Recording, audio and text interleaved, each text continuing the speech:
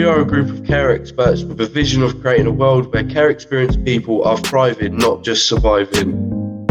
We share our knowledge and experience to inform, uplift and empower young care experienced people to navigate the conflicts and challenges of life. In this season, we cover a range of different topics, all with a focus on personal development, from relationships, mental health and trauma, thinking about success and reimagining the care system. We know that some of these topics can be triggering, so before you listen, have a read of the summary so you can get an idea of what we'll be talking about. And as always, look after yourself and reach out if you need support. Hey guys, welcome back to another episode of Let's Talk Conflict. Today we're going to be discussing how to access mental health services and why, especially for us as care experienced young people, need this support. Today we've got everyone here. Can I get a hello from everyone? Hi. Hi. Hey. But more importantly, we've got a special guest, Alice Phillips. Alice is a PhD researcher and I'm going to get her to introduce herself. So Alice, thank you so much for coming onto our podcast. Would you like to introduce yourself and maybe talk about a little bit about yourself? Yeah, I'm really happy to be here. Thanks for having me, everyone. So like George said, I'm a PhD researcher at the University of Bath. And I'm a second year PhD student, and my research is all about the mental health of people who are care experienced. And in particular, I focus on accessing mental health support, which is why I'm here today. As a FYI, we've got two Alices here. So we've got Alice D and Alice P. So if anyone refers to Alice P, it's Alice Phillips. So I would like to open the first question. What kind of support is out there already and what kind of support have we received? I mean, for me, I've had therapy when I was younger. It was a bit of a crisis situation. It wasn't necessarily sort of a prevention sort of case. It was more crisis intervention, but it has been more difficult as I've got older to kind of access that sort of kind of support. Is there anyone else? Go on then, Alice. Maybe. Listeners are going to have to allow me this week. I'm on the phone this week. I'm not online. So if I've got bad audio, I do apologise. Yeah, so I had a lot of therapy when I was younger. At first it was crisis intervention, and then as it went on, it was more like prevention and, you know, like moulding my brain to make me work right and everything. So, yeah, I think I was in therapy for about 5 years altogether. That was CAMS, and I literally can't recommend it enough. One type of therapy doesn't suit all, but yeah, it really helped me develop like healthily, mentally, and I wouldn't be the person I am today without it. So yeah, big up the therapy. I've actually had therapy a few times in my life and I've found it very beneficial. I felt like I was able to explore and learn a lot about what kind of therapies work for me. I've had like talking therapies as well as alternative therapies, and I felt it was really effective in different time periods of my life. And as I've got older, I've learned what works for me more, and I do feel like I like a mixture of talking therapies alongside alternative therapies, sometimes because I don't always want to speak. I feel like it's really effective, and I completely agree with Alice. I feel like it's never too late to access these therapies and like see what works for you. And yeah, I also like the alternative therapies a lot. So I would encourage everyone trying to have an access as much as possible to therapy. I'll jump in. When I was younger, I was one of the people that's like, I used to think therapy's like not for me. Like, I'm fine. Like, don't tell me I need therapy. When I was like younger and still in the care system. And then I'd been on several like NHS waiting lists and quickly figured out that group therapy wasn't for me. I think it kind of done more damage to me than good.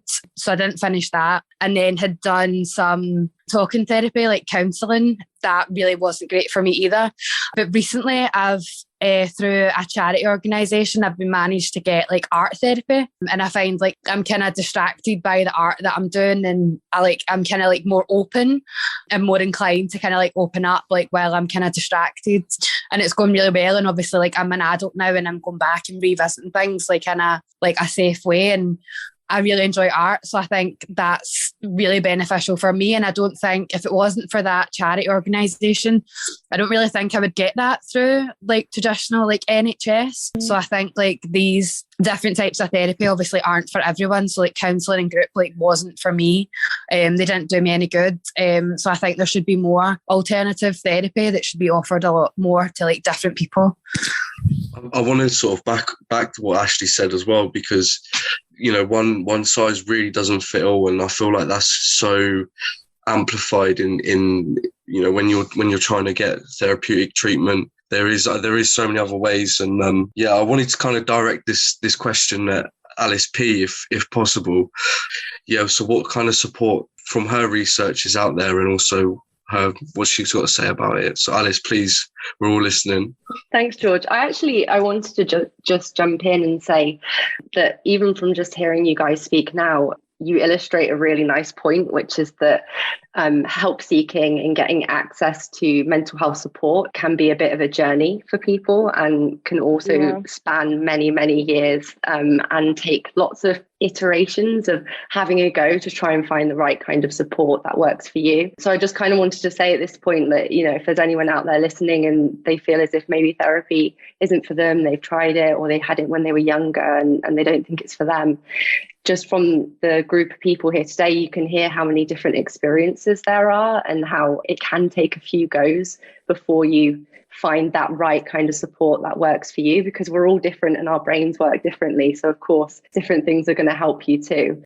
I know Evie wants to speak as well, so I won't talk for too long, but I just, to answer George's question, there's a few different ways that you can get support for mental health. For everyone in the UK, there's obviously the NHS, which is split up into child and adolescent mental health services and adult mental health services. And I wanted to highlight that for adult mental health services in the UK, because I think a lot of people don't know this, but you don't actually have to go via like a GP to get access to mental health support as an adult in the UK. You can actually self-refer online. So, you know, that's something that you can do in your own time, and you don't have to go and speak to a GP and spill your heart out first before you go and you're face to face with a mental health professional. And then there are obviously options outside of the NHS as well, and you can go to charities, third sector, to access support. And I was doing a little bit of reading around the different kinds of mental health support that might be available specifically for people who are care experienced. And whilst I couldn't find much by way of, you know, formulated therapy, you know, like things like CBT, there is lots of sort of advice and emotion support helplines and sort of coaching that you can do with different charities. So, for example, Become is a charity for care experienced people, and they offer one-to-one coaching for 16 to 27-year-olds. So that spans adolescence all the way up into young adulthood as well. National Youth Advocacy Service as well. They offer side-by-side coaching that can last for up to a year. So there are other options outside of the NHS if you are kind of put off by the thought of a formulated therapy. And they are also specific for care experienced people as well. That's really interesting. There's certainly other options. Personally, a lot of the time, we don't know that there's this other access, and I don't want to talk too much because Evie wants to talk chat. Go on, Evie. Thank you. Well, it's just it's more so a question actually to Alice, if that's okay.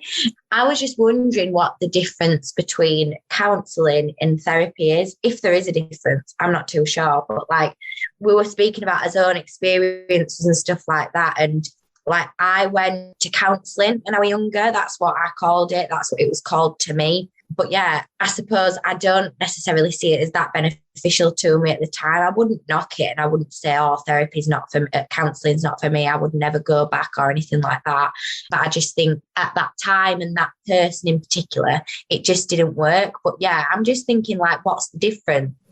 Question actually. I don't know of a formal distinction. I don't know of a formal like definition of one or the other. In my mind, and this might not be completely right, counselling is more sort of informal and can cover things like relationship or education or job counselling, like career counselling and that kind of thing.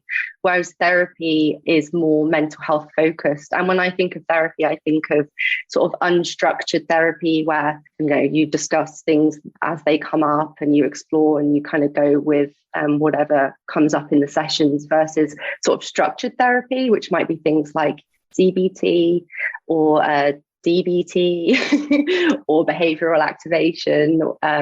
So sort of formulated, this session we talk about this one thing, this session we talk about this other thing. Obviously, they're all quite flexible really in reality, but I guess that's kind of the vague difference that's what I would say the difference is between the two. Thank you. Would you be able to just, as well, for people that don't know, would you be able to just explain what CBT is and what DBT is, what that means and what it stands for? Sure, yeah. So CBT is cognitive behavioural therapy. And when we say cognitive, we literally just mean thoughts. They make it sound a lot more complicated than it is. But CBT is generally the recommended therapy for most mental health difficulties, according to NICE guidelines, which are these guidelines that people write that advise people who work in the NHS, what therapy you should offer for what kind of difficulties people are having. So CBT is very thoughts focused and behavior as well, because it's cognitive behavioral therapy. And so you might be offered that for things like anxiety or depression. And it's a lot about sort of recognizing your thought patterns, catching them and sort of changing them. So with the idea that will improve your mental health. So DBT is dialectical behavioral therapy, which is similar to CBT, but it's slightly more intensive, and it tends to be offered to people who have things like personality disorders, and it involves working through previous experiences in a way that CBT doesn't. So it's much more about working through past trauma. And I mean, I'm not a clinical psychologist myself, so perhaps you could get a clinical psychologist on to talk about different therapies that exist. But this is from my understanding of what DBT is. Thank you for that. No. That's really, really interesting, because one of the things that I've always thought about CBT is it's very superficial right now. Let's look at your behaviour right now, let's change it right now, but let's not really look about where that comes from. Why are you doing this? How did it come about? And I've always thought like CBT is great if you've got past the nitty gritty of like the inside of the problem, where it came about, and then you start dealing with your behaviours now.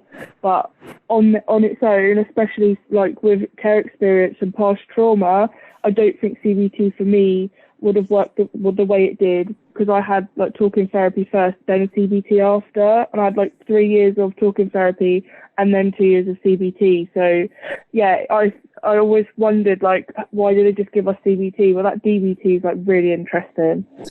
I will say, actually, just on something that Alice just said, is that there is some work that my supervisor is doing. So I'm part of a team of people who do research on care experience and mental health. But I do have some colleagues who focus more on trauma and how to treat young people who have experienced trauma.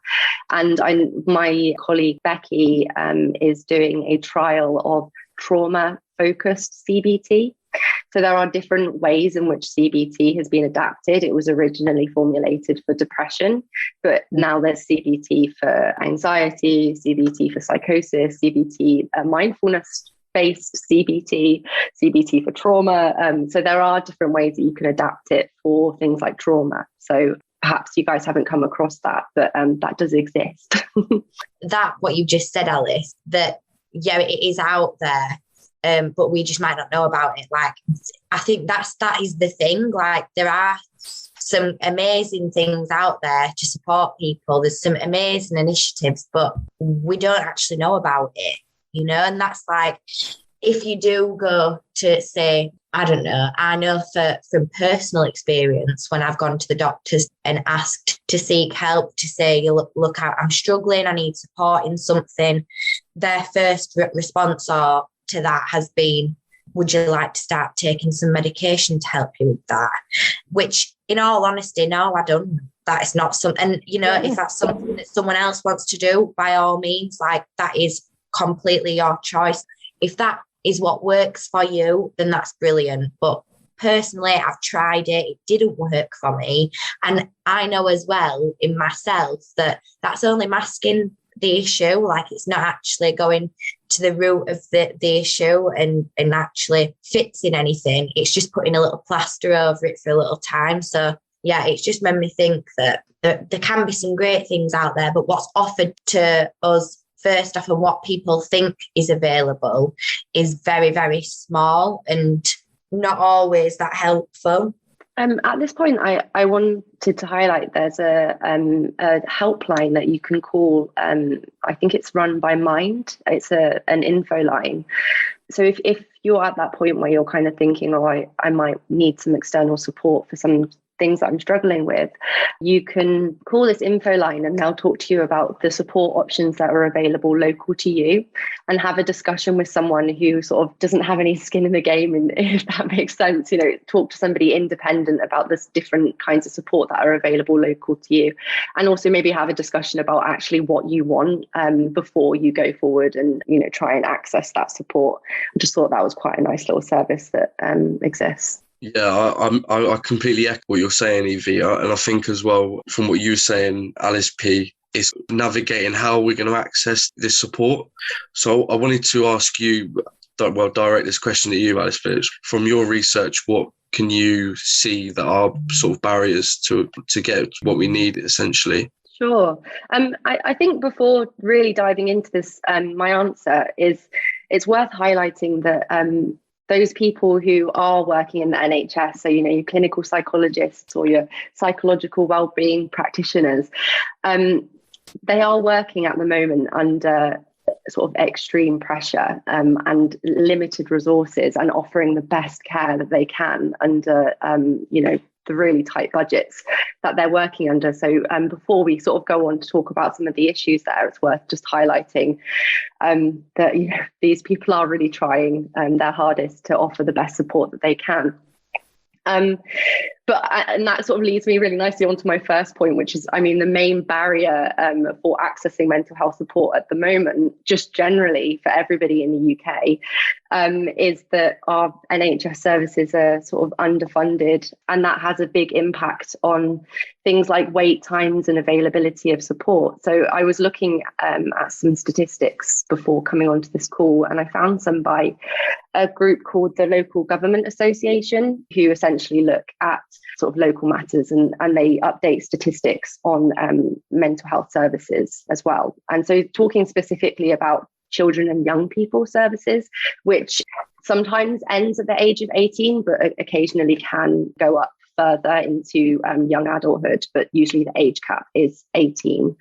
And just between, I think it was April and June 2021, there were just under 200,000 referrals to children and young people services, which is a 134% increase on the year before.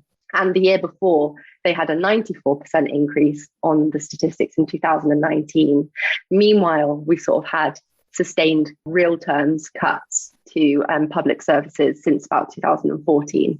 So, you know, that is a massive problem for our mental health services. And that's meant that I think the most recent statistics I could find on this were 2018, but essentially only 20% of young people who are receiving treatment do so within the allocated sort of 4-week target time. So we try to get people accessing support within 4 weeks in children and adolescent mental health services. That's only happening for around 20% of young people. So we are at a really tricky point when it comes to mental health and accessing that. But anyway, so that's generally, but just talking about specifically for care experienced people, actually, it's really difficult to assess that. It's really difficult to assess whether or not we have a problem with care experienced people accessing mental health support. And the reason for that is because when our government publish statistics on mental health services, they don't distinguish between those who are care experienced and those who are not, or even children who are in care or those who aren't.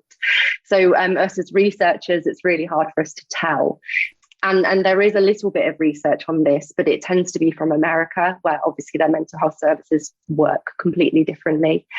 And also, you know, There's some research as well that looks at whether there are particular groups within care experience people that struggle more than others to access mental health support. So looking at things like demographics or care experiences. But again, because this research is done in America or in other places within Europe where their mental health services work completely differently to ours, it's really difficult for us to sort of draw any conclusions based on their research. And also they tend to find very different results to each other. All of the bits of research finds different demographics are or are not accessing services.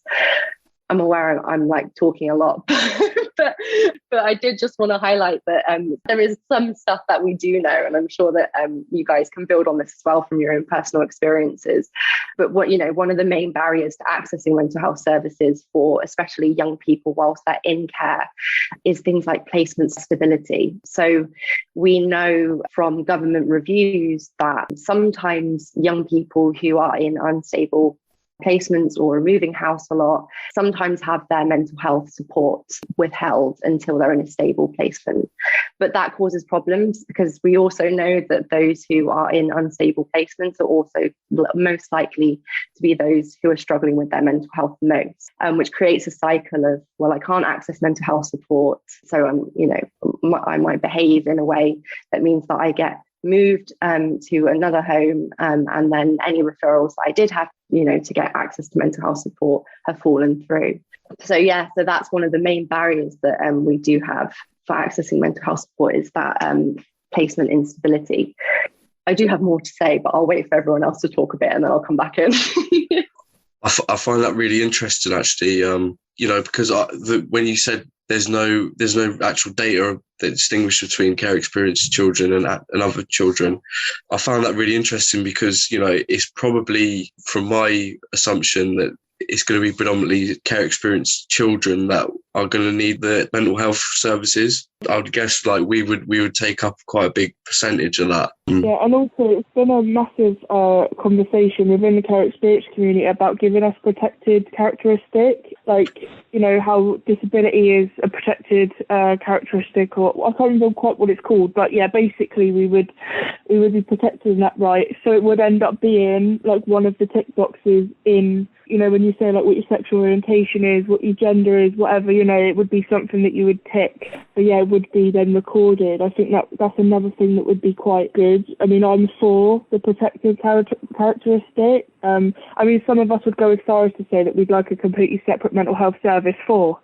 care experienced people, and have departments within the housing association, all that kind of thing, because any one organisation that is our corporate parent should have a care experience department. So that's really interesting how it really does translate to even the research being done by researchers about mental health and care experience, how it could actually potentially help us.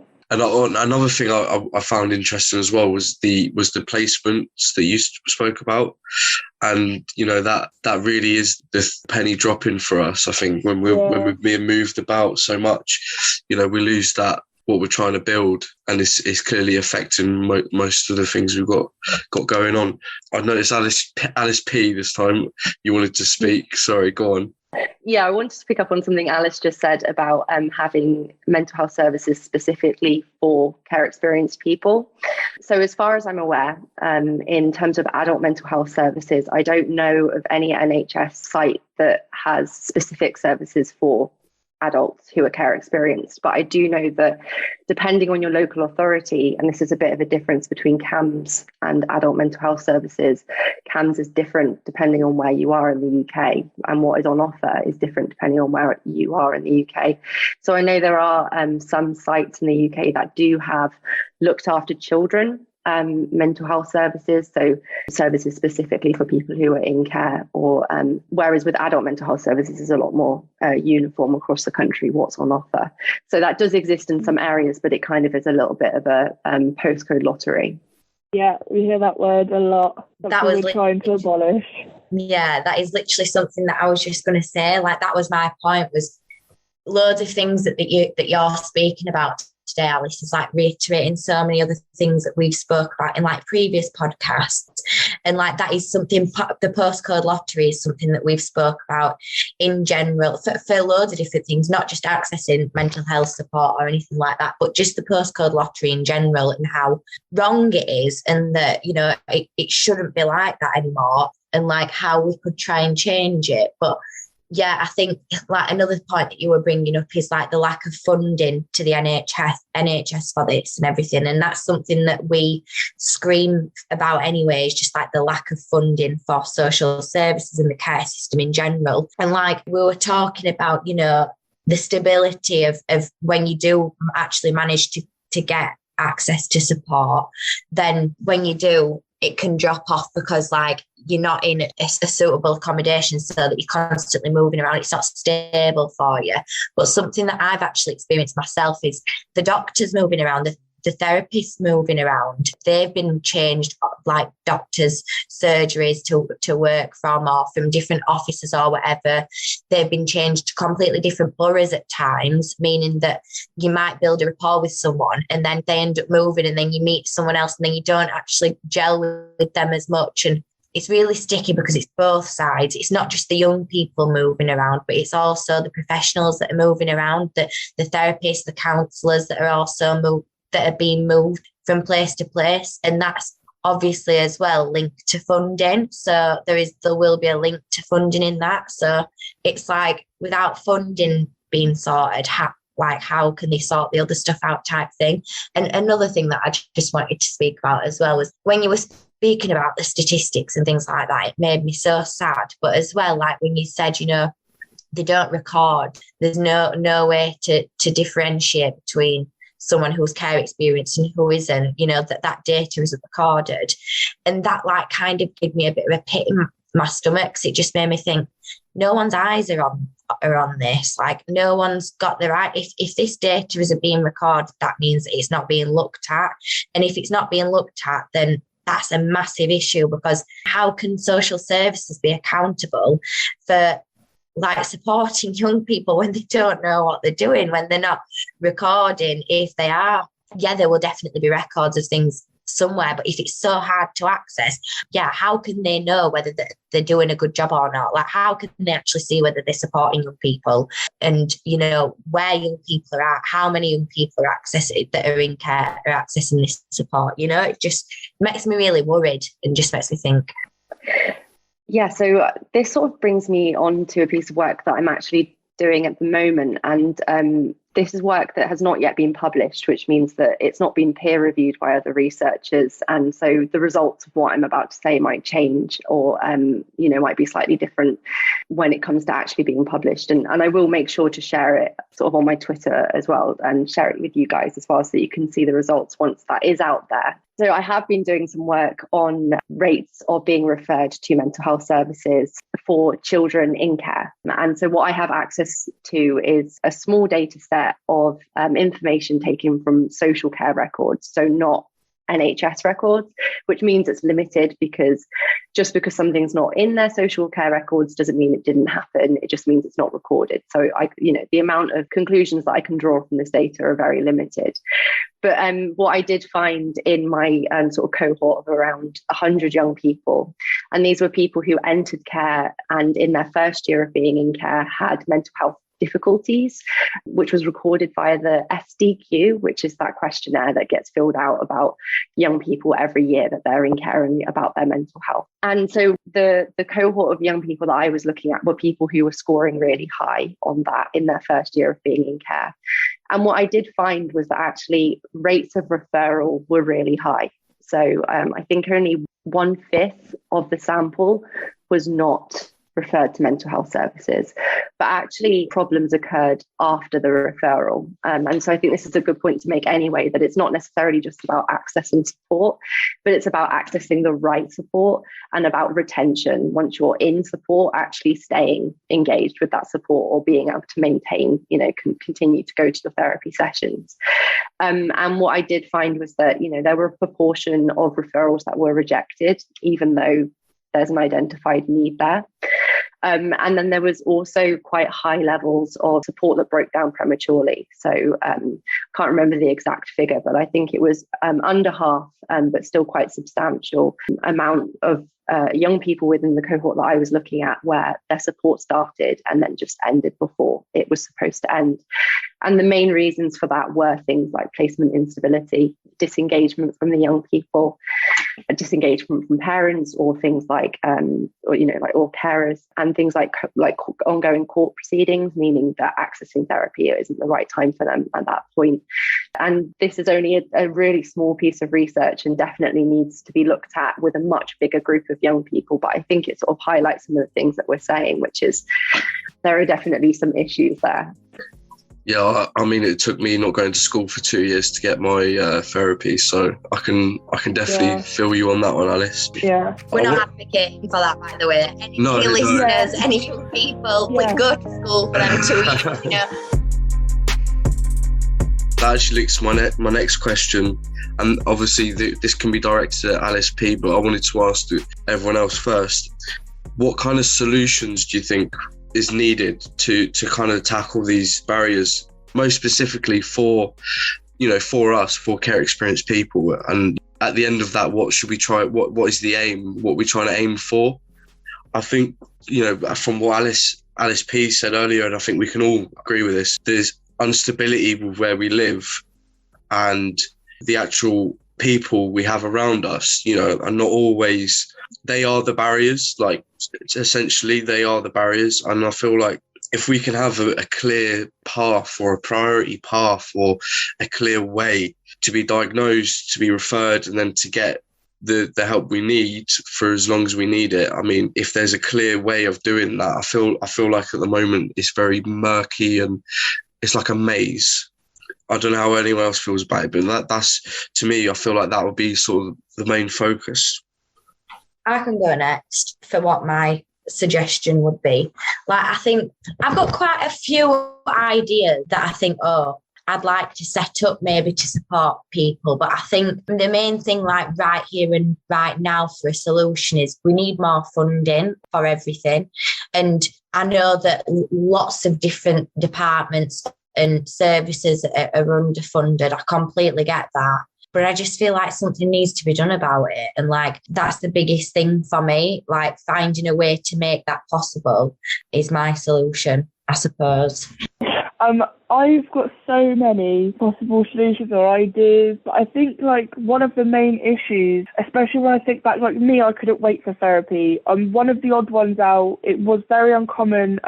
People that I knew at school that were care experienced did not want to be anywhere near any type of professional, let alone mental health or, whoever it was. And a lot of the time, because I'd be going to therapy and being like, oh my God, you should go. Like, they're in your corner. They give me hope. They give me encouragement. And sometimes sessions are difficult, but I always came back the next week like, yeah, no, they were right, kind of thing.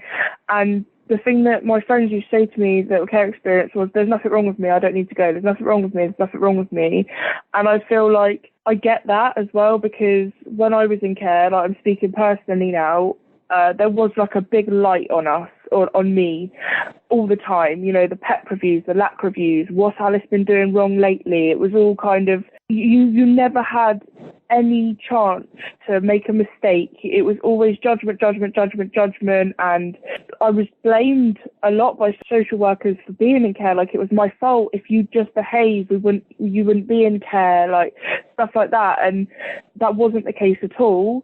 But we spend so much of our time in care trying not to be the ones that are broken, the ones that are at fault, and then you have the stigma of mental health issues on top of that, and you're just like, no, I can't be poorly, I can't be mentally unwell, I have to be okay, I'm the only one that's in my corner if I show any weakness. Like, I think that is one of the main issues, where we need to feel like therapy is part of a route to success, not an admission of any kind of fault or damage. Like, it's not a negative thing. I think like education and breaking the stigma, for one, would be a better way of doing it.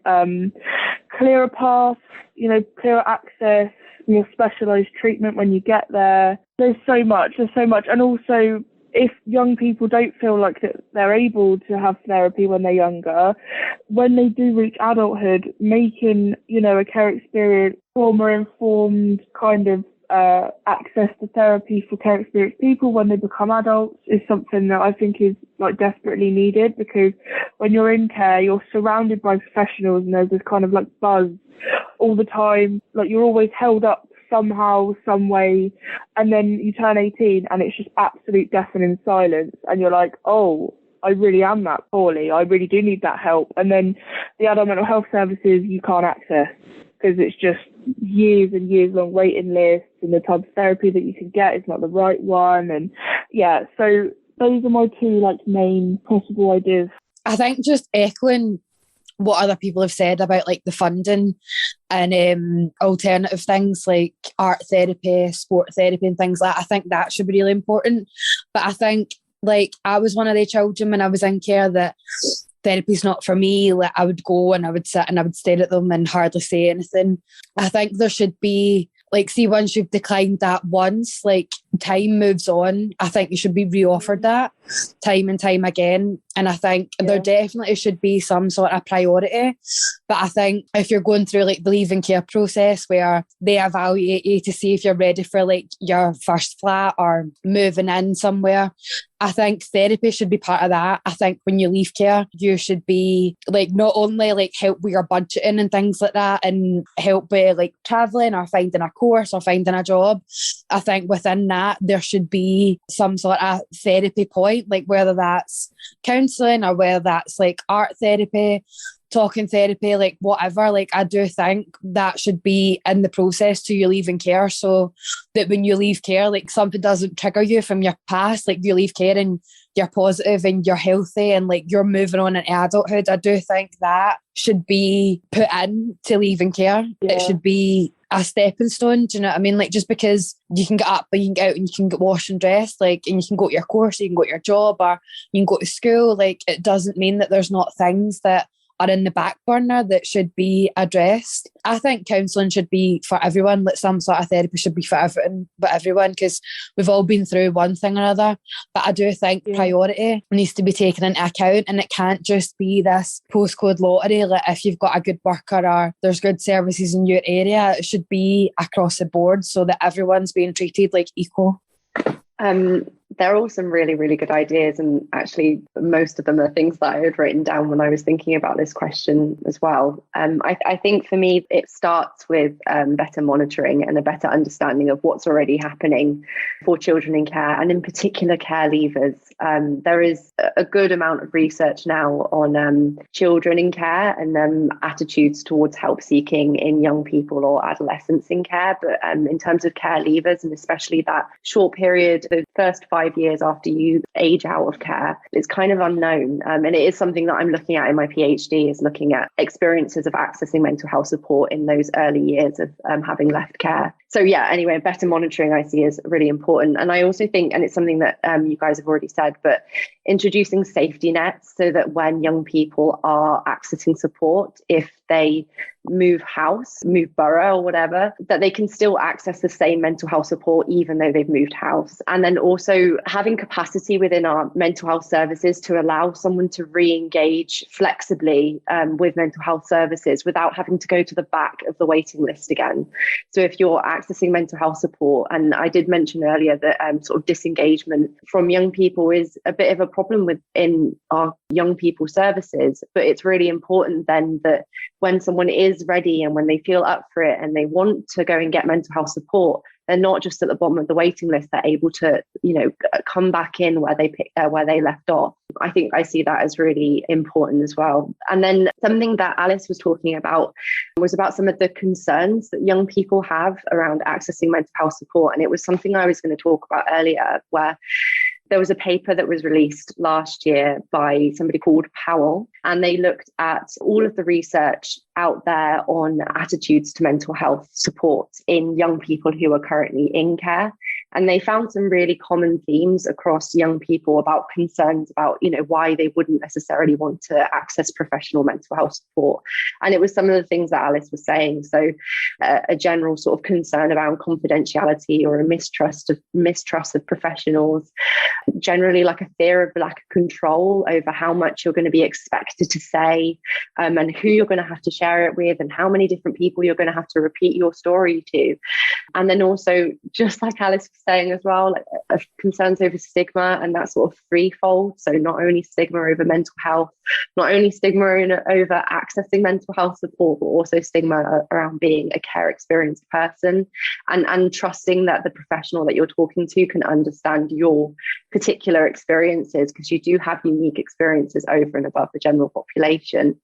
So I think it's really important to improve our mental health services, that we make sure that we're addressing those concerns in young people before we're asking them to engage with mental health services, actually having conversations about what's going to happen. It is up to you how much you say. Those kinds of conversations, just so that people understand what they're being asked to do. Because I think in society, the idea of going to therapy is you lay on a couch and somebody asks you about your childhood. So I think it's important to address that. That's not always the case. So yeah, that's what I hope changes in the future. And also just to say that, it doesn't just start with changing our mental health services. I think generally care experienced people, care leavers, need better support. It's hard to encourage someone to go and address their anxiety with CBT if they're struggling to pay their gas bill. So, support starts first, and then mental health. Really, once people have the space. That's really interesting to get your perspective, Alice. Certainly someone that's got an eye from outside within. It's really interesting.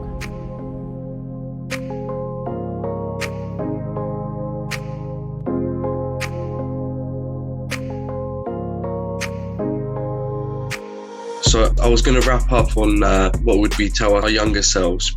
I can start off with that. Yeah, what I tell my younger self is I think definitely do therapy, but I think that for me personally, I needed an alternative as well.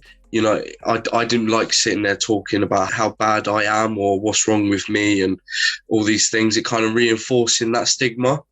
Whereas, when I was doing something else where I was a bit more active maybe, or that definitely helped as well, reinforcing that to my younger self. What would you guys tell your younger self?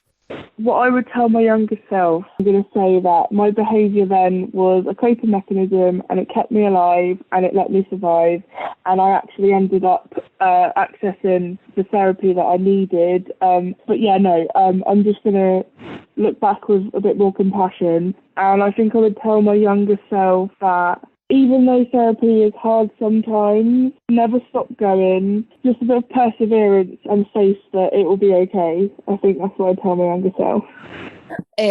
Something I would tell my younger self would be that mental health is like a roller coaster. Like, you can't always be fine. Like, you don't need to never show any emotions. Like, it's all right to be vulnerable, like, around the right people, and no one is 100% fine all the time, and if they are, they're lying. Yeah. Yeah, it's okay not to be okay. Yeah, completely. Everyone is off days, and tomorrow's always a new day type thing. Can I jump in quickly?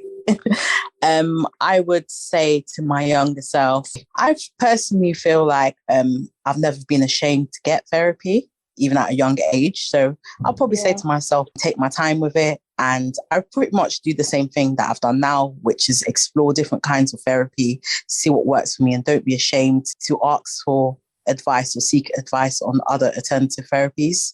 Because I feel like choice, you can never go wrong with choice, especially when it comes to your mind and how you're feeling. You should have more options than one, and be able to set your boundaries and like how you want to approach dealing with yourself and like helping yourself on the way. I think a bit like Leanne, I've always been very pro therapy. I know I went to CAMHS when I was younger and have accessed mental health support through NHS and private through the university in my adulthood anyway. So I'm sort of one of the lucky ones who have had positive associations with therapy anyway. But I would definitely tell myself that it's also okay to be open and vulnerable with your friends and your family as well, the people around you that you love, because something that I think a lot of people are guilty of, is that they hold a lot in and they hold a lot on their shoulders, and they don't want to show their vulnerability to the people that they love. And I think that's actually only something that I've learned in my later young adulthood, is how to even sort of have those conversations with friends. So it's not always just about, practice what you preach a bit, go to your therapy sessions, be open and talk to them. But also make sure that you're being a bit more honest in life as well. If you're having a bad day, or if you're struggling with something's playing on your mind, being open to discussing that with your friends, because they're there to lean on as well. That's probably what I would tell my younger self. I really like that, being honest with yourself. That's a really good one. Yeah, very hard to do sometimes. Okay, well, I think that's it for today, guys. Thank you so much for listening, and we'll see you soon. Huge thank you to Alice Phillips as well for coming today. You're all really nice. Thank you very much. They're really nice too. Oh, thank you.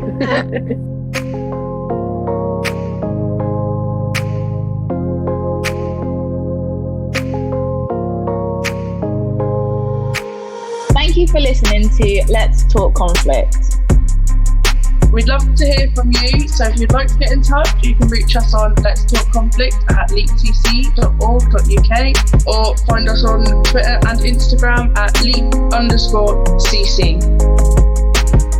This podcast has been produced in partnership with Leap Confronting Conflict and edited by Helena Webb.